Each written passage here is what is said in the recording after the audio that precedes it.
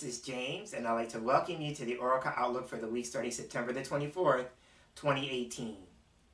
Before getting into this week's reading, I just want to acknowledge those of you who may have noticed that there was not an Oracle Outlook video posted last week, and this is why. I live in Charleston, South Carolina, and those of you may be aware, if you were following news last week, that there was a Hurricane Florence, with a projected path at the time that was supposed to come through North and South Carolina. And so because the track was so wild in terms of its unpredictability, my family and I decided that we would heed our governor's evacuation orders, and we left for Florida. And so because I was gone, I did not bring any of my video equipment that I would normally use to shoot a video.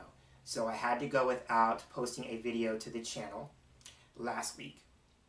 But I'm happy to say that even though we evacuated, we returned earlier in this week. I'm shooting this video in the middle of the week. So this is a Wednesday. This is actually September the 20th. And so we returned from Florida, and we're so grateful that all of our homes were intact. Actually, my house was exactly as I left it. And so when I had checked in with my friends and neighbors, those who chose to stay, we were supposed to get some wind and a little bit of rain because at that time, Florence had been downgraded from a Category 1 hurricane to a tropical storm in our area. And when I checked in with my friends, they all had said that we got very little wind and very little rain. So again, I was very grateful to return home, to find my home, number one, still standing, but in the exact condition that I left it in. And so in that, all my family experienced the same thing. So we were all very grateful for that. And Florence gave us an opportunity to spend some family time together. So it was an impromptu vacation. It wasn't one that we had planned, although my brother had spoken the word and said, you know, we need to spend some more time together, we need to go away together. And so he actually got his wish through Florence that we had an impromptu family vacation. But we are all back, and so now we are in the midst of returning to normal. You know, normal being a very relative thing, so this is normal for me, so I'm in my element, doing what I love to do most. So as I'm returning to normal, let's all collectively hold those who were impacted and affected by Florence, those in North Carolina especially. Let's hold them in our thoughts and prayers moving forward. And so I am working with a new deck this week, and so the deck that I am choosing to work with is something that I discovered, or in this particular case, I think the deck actually discovered me. So the deck that I'm using is called the sTEAMpunk Tea Leaf Fortune Telling Cards. They are by Karin Dalton-Smith, and they are published by Animal Dreaming Publishing. And so a little bit of backstory, because you know I love to share how these decks come into my life. So as a YouTube creator, and you may understand this watching a YouTube video at this moment, right? So YouTube is great for putting recommended videos into your feed, right? Based on the videos that you watch. And so I watch a lot of cartomancy videos, and I watch a lot of deck reviews. And because of that, I get a lot of those in my feed. And so this particular deck showed up in my recommended feed, and so I clicked on it. And I was very happy to see these cards because they are gorgeous. And so one of my pulls when it's about acquiring a new deck is I am very drawn to artwork, you know, and so the artwork in here, for me anyway, is very beautiful, is very attractive, very appealing. And I also like the genre. I'm a fan of steampunk as a genre. So it hit me on those 2 points. So I acquired the deck, and so I've spent some time getting to know it, because I always spend some period of time bonding with a new deck. So I spent some time getting to know it, and I thought it would be kind of a kick, you know, kind of a hoot to work with it in this particular setting. So we are working again with the sTEAMpunk Tea Leaf Fortune Telling Cards by Karin Dalton-Smith, and they are published by Animal Dreaming Publishing. Now I will say this, The deck is known as, or referred to, at least by Karin and Animal Dreaming Publishing, as symbolic divination. So it reminds me a little bit about Lenormand in that regard, because Lenormand, for those of you who may be studying or working with Lenormand, you know that each card has a symbol on it. Well, these cards are designed in a similar manner. Each card has a symbol on it. And so it made me think in terms of the phrase symbolic divination is about my first experience with divination.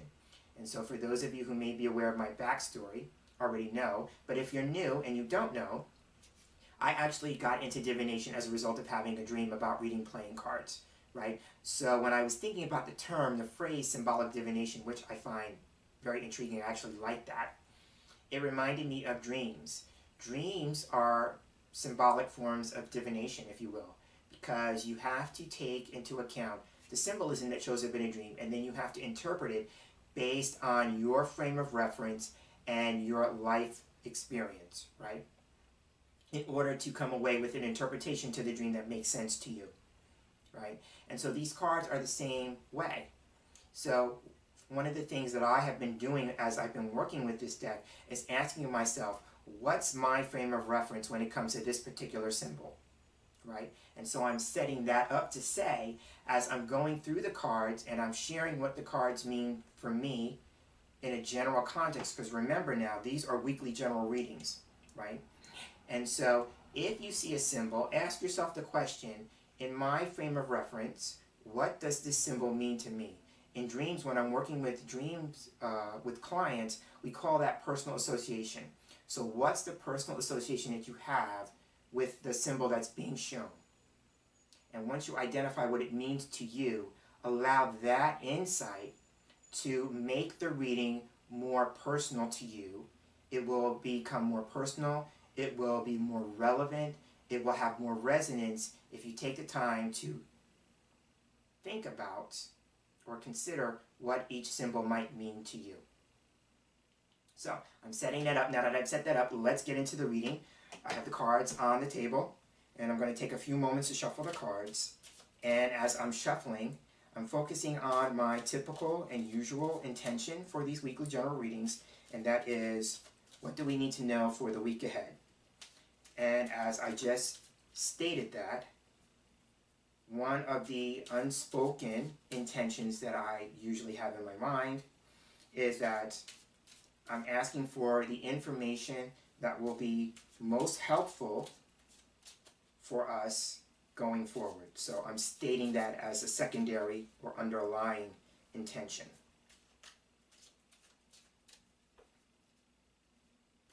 Now I'm going to shuffle the cards my usual way a few times.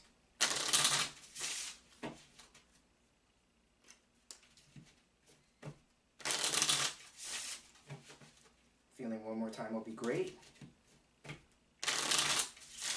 All right. And now I'm going to go ahead and cut the deck.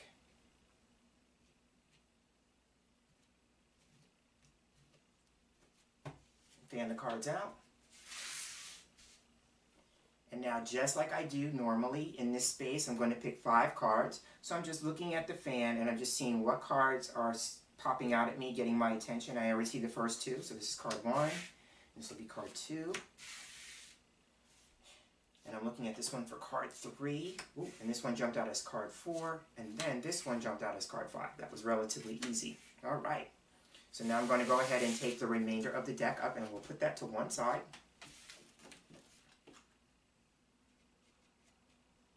And now I have the 5 cards face down in front of me.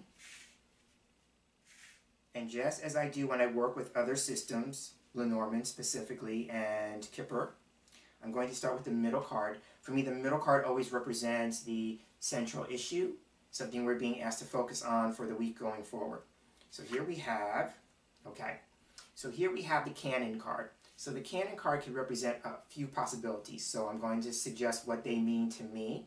The first thing that I think of with Canon, I think of the idea about conflict, because cannons were used in wars, right? So there may be some conflict that we are needing to address this week, because again, it's the focus card, which means that there may be a central issue or some focus needed in regards to a conflict. Cannons also fire off, so this could just be a matter of a firing shot, a warning shot, things of that nature. So in a conflict, who's the person who's firing off the first shot, right? And so with that, it could just be a matter of, are we on the defense, are we on the offense, right, in terms of our place in the conflict. So there is that to consider. That is one possibility. Now, it could be internalized conflict, meaning that you may be at odds with yourself, right? And if so, what's the internal conflict that you're dealing with, and how do you want to address that? How do you want to handle that, right? And I'll get more into it after I talk about this next part. So that's one aspect of conflict. Conflict can sometimes be internalized, meaning we're at odds with ourselves, right?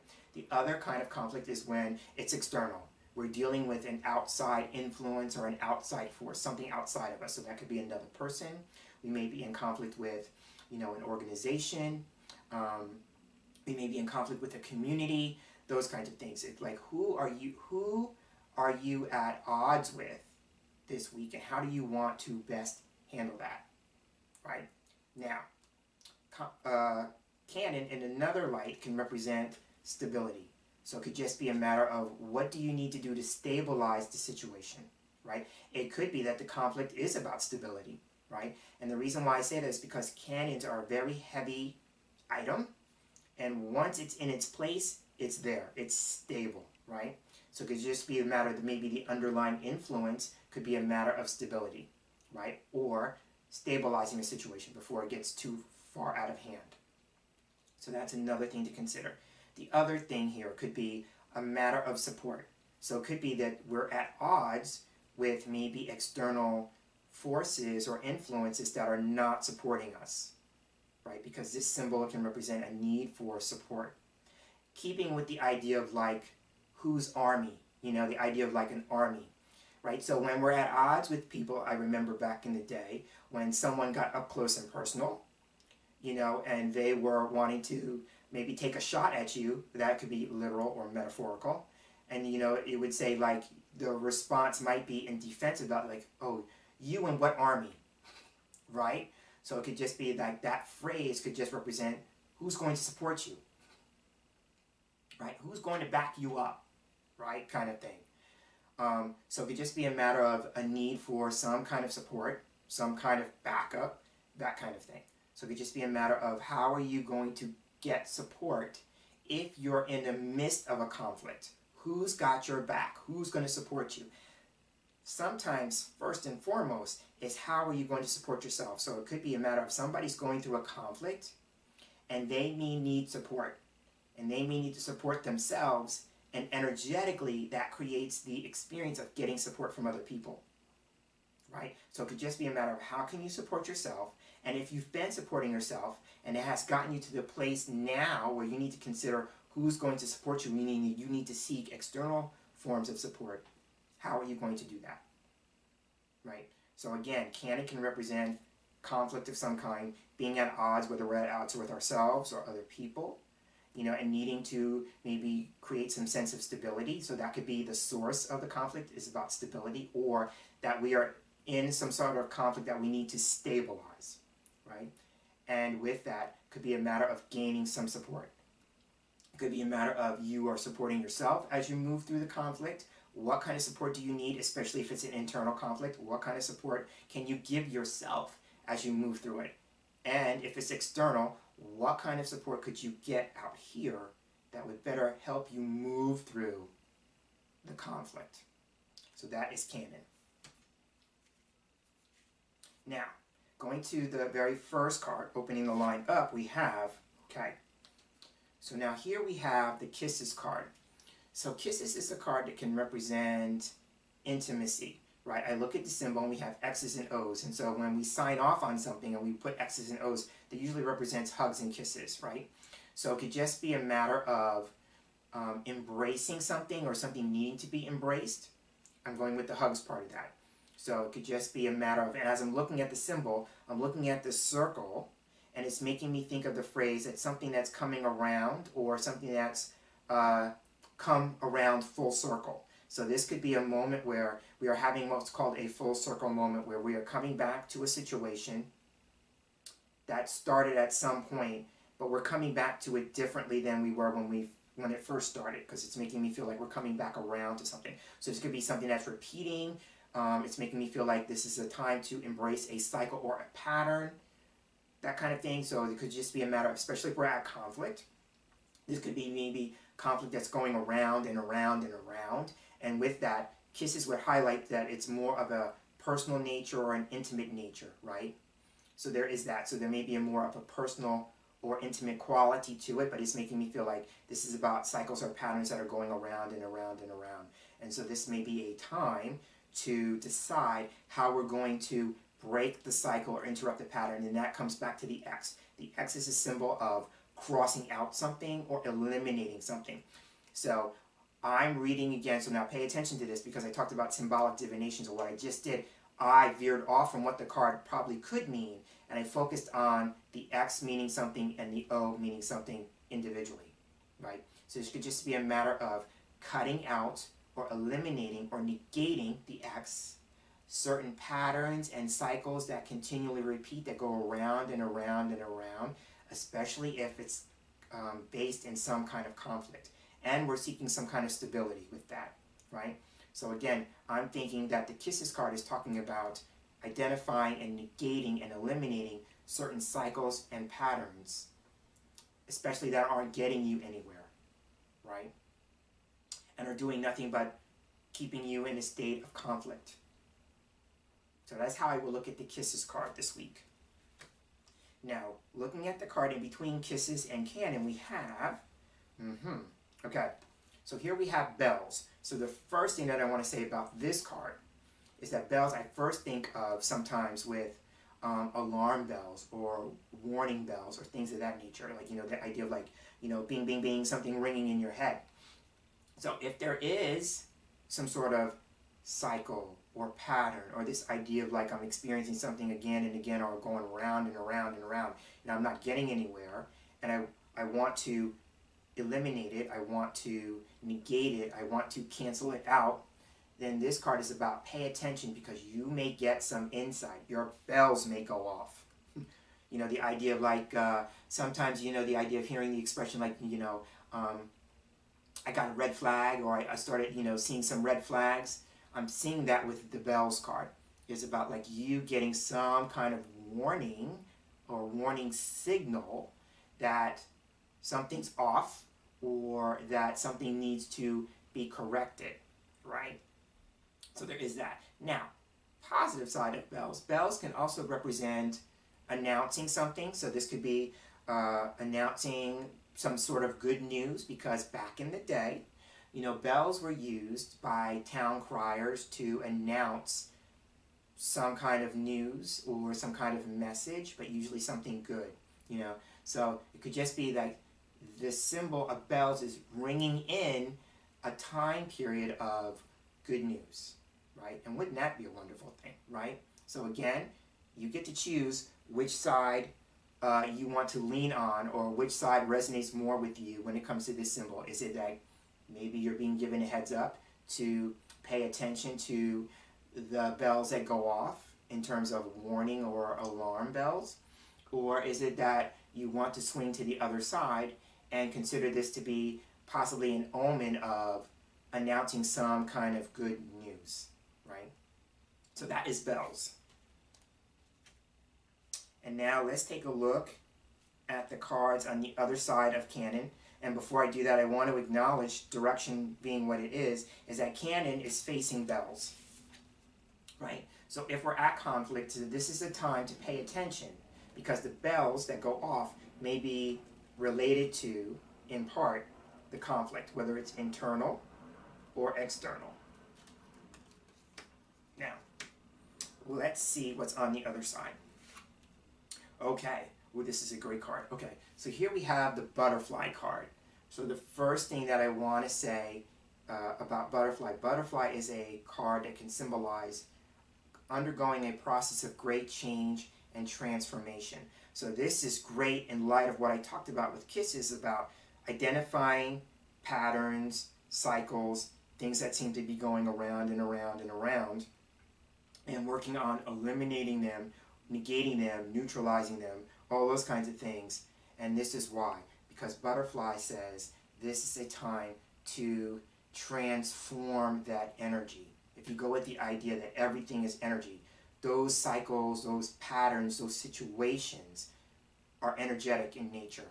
So this card is about what would it take to transform the energy of those situations, and this is the reason why. So you can metaphorically rise above it, you could soar high, you can spread your wings and fly. All those are metaphorical, right? Going with the idea of butterfly being changed. But it says on some level, if you want to move beyond that, something about those cycles or those patterns need to change. And the only way they can change is if you identify with them. You acknowledge them. Maybe bells this week is about acknowledging them. And if you acknowledge them this week, it's because on some level you are ready for that energy to change. You are ready for that to shift. Because awareness, from a spiritual standpoint, awareness is the first step to anything changing. So bells could just be a symbol for becoming aware. And that's good news. Remember, this is about the announcement of good news, right?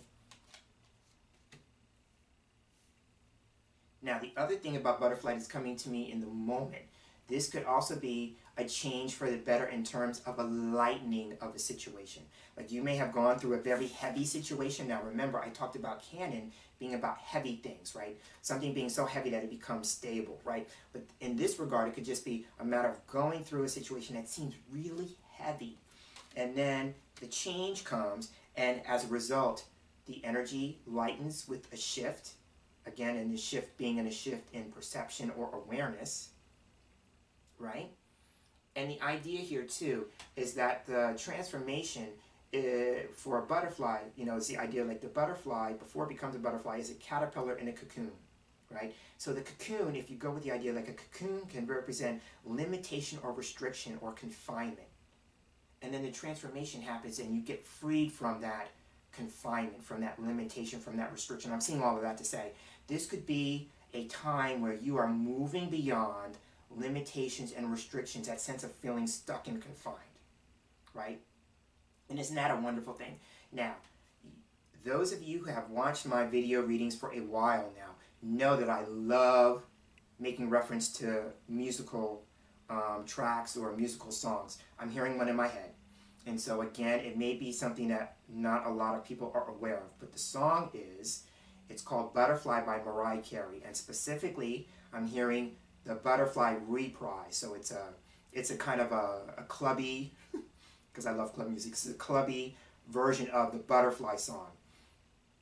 And the gist of the song is about spreading your wings and flying. And so again, that's the more metaphorical aspect of it. So I'm hearing that song in my head and I love that song. So, and I will add this.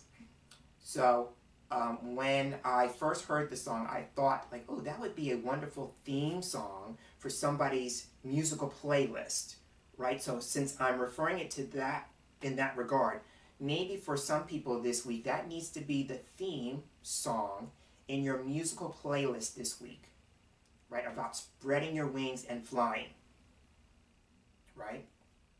Because the lyrics go, spread your wings and begin to fly, for you will become a butterfly, right? So I'm hearing that in my head. So for some people, remember, the butterfly is all about going through a great process of change and a transformation as a result. Or that we're transforming the energy of an experience, and as a result of that, we feel lighter, we're able to fly, we're able to soar, and we're able to be liberated. So that is the energy of butterfly this week.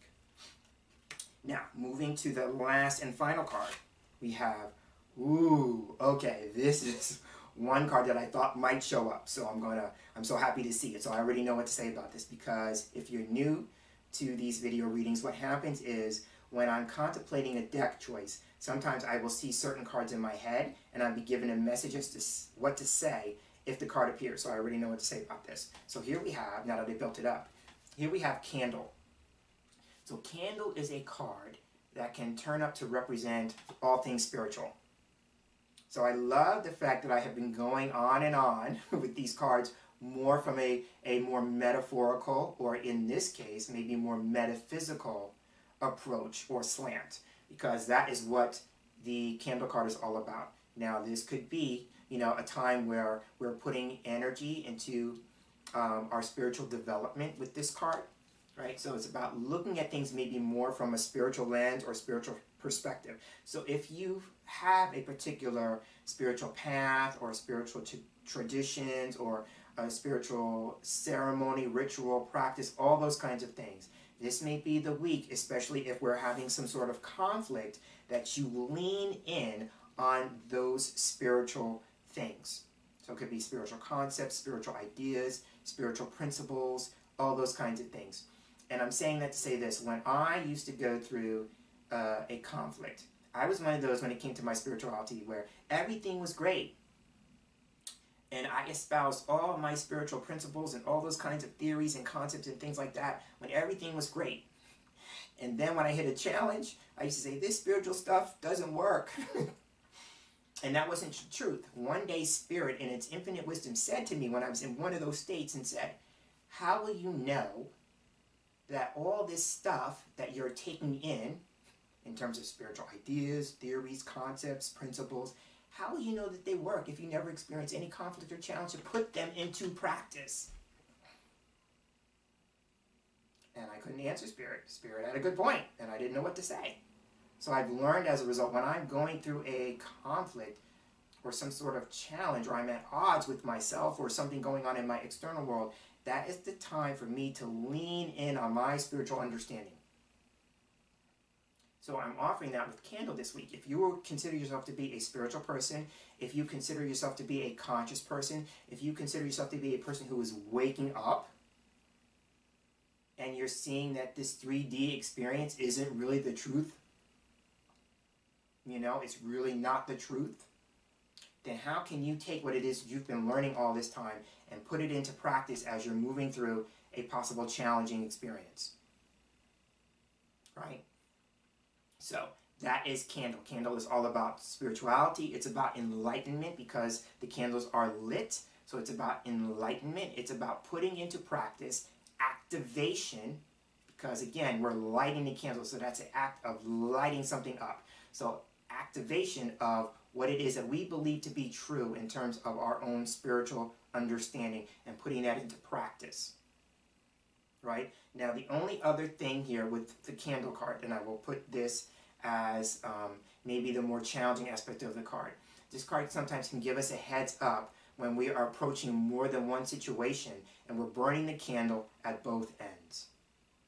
Right? And so that may be where the conflict comes in, especially if it's an internalized conflict, because the idea of burning the candle at both ends is something that we are doing to ourselves. Right? Nobody externally is doing that to us. We are choosing to burn the candle at both ends. So it could just be a matter of, if that idea resonates with you, the idea of burning the candle at both ends, first ask yourself the difficult question: what do you get out of burning the candle at both ends? Right? So there is that. What do you get out of that? Because, I'm a big believer in that we engage in all forms of behavior out of self-interest, meaning that we get something out of it. And sometimes people will gloss over the idea, like if it's a negative experience, if it's a negative challenge, quote unquote negative, they go, I can't be getting anything out of that. Trust me, you are. So if you're seeing that, if that idea is resonating with you, ask yourself the challenging question: what could you possibly be getting in terms of a reward or a payoff in burning the candle at both ends? And then, would you be willing to change that? The candle card is mirroring the very first card, which is kisses. And now remember, the chief message that I got with the kisses card was about cycles and patterns that are going around and around and around, and how do we eliminate that? So this could be one pattern or cycle that you may be becoming more aware of, you become enlightened to. It's this idea about burning the candle at both ends.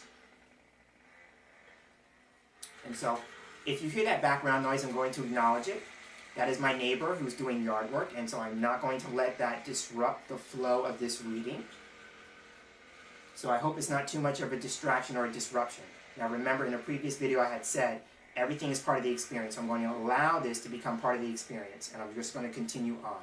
So again, candle is all about burning the candle at both ends, meaning like we're taking on a lot of stuff and a lot of energy, and so maybe you have become accustomed to doing that, maybe in particular relationships with other people, and would you be willing to maybe look at that a different way? And as a result of looking at it a different way, you choose to do something differently in terms of how you show up, how you participate, and how you contribute in that. But overall, this card is about enlightenment, becoming aware. And I'm going to put that more with the spiritual context this week. So on that note, I'm going to go ahead and end this week's Oracle Outlook. I'm James Himm Mitchell, and as I close and wrap up, I'd like to thank you for sharing space here with me for this week's reading, and I look forward to sharing the same space with you again in our next video reading together. So until then, I'm hoping that you have a wonderful day, and I'm hoping that you have a wonderful week, one where you're becoming more aware of your cycles and patterns so you can do something differently and produce a different and better result. Take care.